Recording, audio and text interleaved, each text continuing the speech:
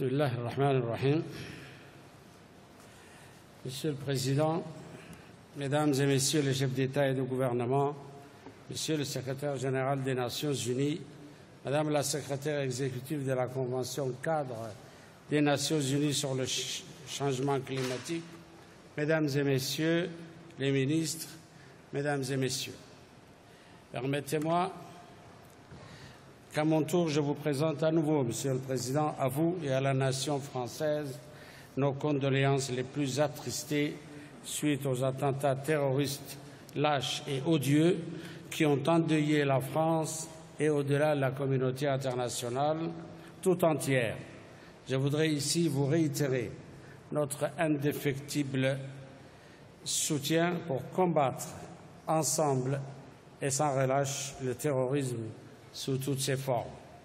Mesdames et Messieurs, il y a 53 ans, le monde émergeait de la pire catastrophe humanitaire de notre histoire moderne. C'est sur ces décombres que la communauté internationale, tenue par l'urgence, a bâti son salut grâce à un consensus traduit par la Déclaration universelle des droits de l'homme à Paris le 10 décembre 1948. Aujourd'hui, c'est à ce même consensus que nous nous devons de donner naissance. C'est à ce même courage auquel nous devons faire appel. C'est à ce même sens des responsabilités, à ce même devoir, le devoir de protéger notre planète et de léguer aux générations futures une planète viable que nous devons nous astreindre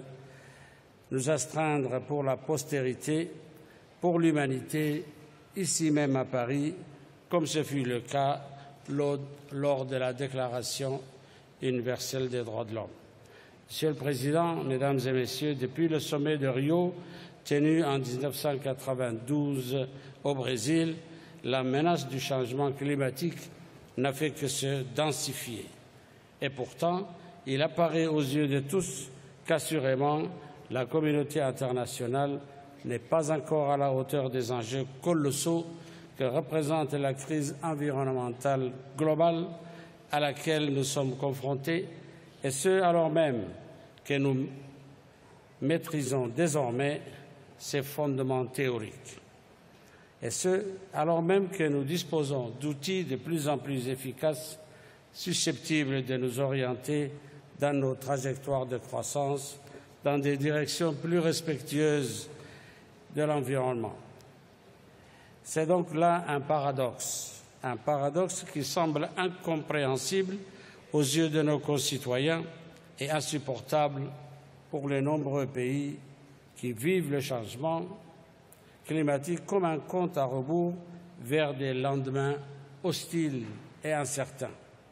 Il est acquis que si rien n'est fait dans moins d'un demi-siècle en Afrique de l'Est et au Moyen-Orient, il sera impossible pour l'être humain de survivre du fait des températures extrêmes causées par les gaz à effet de serre. Désertification, appauvrissement des sols, assèchement des puits, inondations et phénomènes climatiques sont d'ores et déjà des aléas récurrents contre lesquels nos populations se battent à la hauteur de leurs moyens, souvent dérisoires. Mesdames et Messieurs, nous savons que l'on ne pourra gagner la lutte contre le changement climatique que si nous prenons des mesures drastiques pour réduire l'émission des gaz à effet de serre. Conformément au principe de responsabilité commune, mais différenciée, les pays développés qui ont, faut-il le rappeler, une responsabilité historique dans le réchauffement climatique et qui ont les capacités technologiques et financières suffisantes, ces pays-là doivent montrer l'exemple en réduisant de façon substantielle leurs émissions de gaz à effet de serre. De même, les pays en développement doivent assumer leur part de responsabilité. Aucun argument économique ne peut justifier la mise en danger de la planète, car la croissance et la richesse matérielle que nous amassons aujourd'hui seront dérisoires devant les coûts abyssaux engendrés par les catastrophes climatiques. Que dire des vies humaines qui seront perdues? Certes, des mécanismes d'adaptation et des outils d'assurance des populations ont été développés ces dernières années. Et je crois que nous ne sommes qu'au début des projets permettant de protéger les populations les plus fragiles contre les aléas climatiques.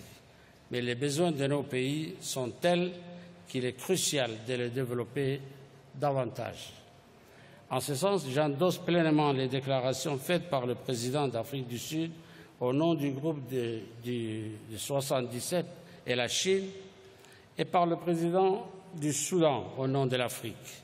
Aussi, la mobilisation des pays du Sud en général et l'Afrique en particulier face aux défis du climat sera d'abord conditionnée par la capacité qu'auront les pays du Nord à apporter des réponses plus consistantes aux deux questions sur lesquelles l'Afrique les attend.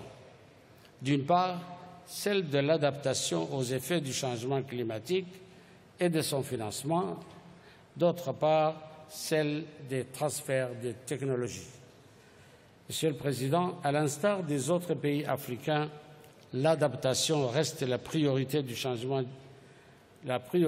gouvernement djiboutien. En effet, nous sommes déjà confrontés au manque d'eau, à la faiblesse de la productivité dans l'agriculture, aux inondations dévastatrices, aux sécheresses récurrentes, à l'augmentation du niveau de la mer, aux problèmes de santé dus au changement climatique, et j'en passe.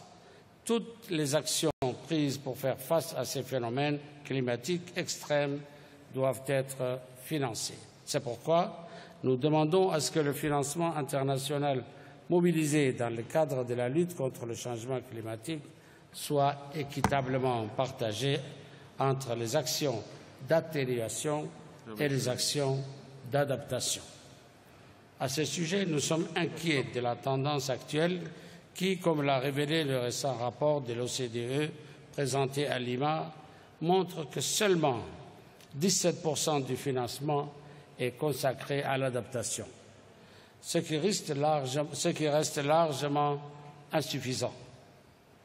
Négliger l'adaptation, c'est donc oublier que le changement climatique frappe déjà beaucoup de pays et que son impact négatif ne fera que croître, quelles que soient les mesures d'atténuation qui seront prises. Aujourd'hui, nous nous sommes réunis pour adopter un nouvel accord universel et, j'espère, juridiquement contraignant. Instruit par l'expérience du protocole de Kyoto et par l'échec du sommet de Copenhague, nous devons prendre les décisions qui s'imposent pour trouver un accord qui, d'une part, n'exclut aucun pays et, d'autre part, qui soit juste et équitable. Pour ce faire, il faudra sans doute accepter, et avant qu'il ne soit trop tard, d'ouvrir le précaré des souverainetés nationales pour asseoir le cadre d'une réponse efficace à la menace la plus globale qu'ait connue l'humanité. L'espoir est là, à nouveau, au rendez-vous. Il est assez fort et assez puissant pour nous permettre de nous entendre sur l'essentiel, celui d'agir enfin et vraiment pour la planète. Je vous remercie.